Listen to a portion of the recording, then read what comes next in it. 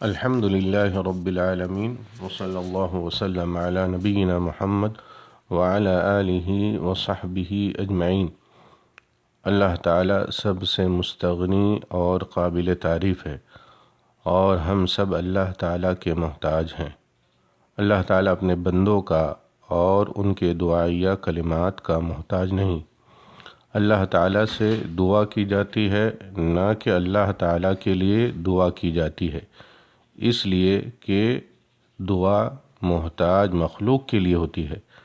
لہذا توحید کا تقاضا ہے کہ السلام علی اللہ، یعنی اللہ تعالیٰ پر سلامتی ہو، نہ کہا جائے۔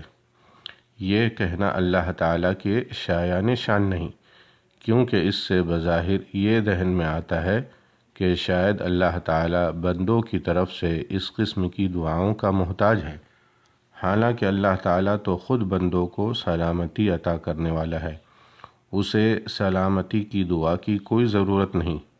عن ابن مسعود رضی اللہ عنہ قال كنا اذا كنا مع النبي صلی اللہ علیہ وسلم في الصلاة قلنا السلام على الله من عباده السلام على فلان وفلان فقال النبي صلی اللہ علیہ وسلم لا تقولوا السلام على الله فإن الله هو السلام۔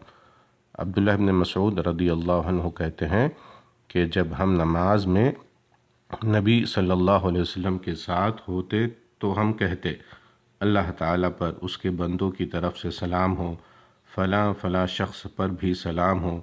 اس پر نبی صلی اللہ علیہ وسلم نے فرمایا اللہ پر سلامتی ہو نہ کہا کرو، کیونکہ اللہ تو خود السلام ہے، یعنی سلامتی عطا کرنے والا ہے۔ رواہ البخاری و مسلم۔ السلام یہ اللہ تعالیٰ کے اسماء حسنہ میں سے ہیں۔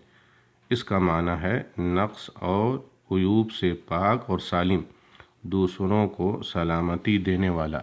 السلام وہ ذات جو سلامتی دے اور جس سے سلامتی طلب کی جاتی ہے۔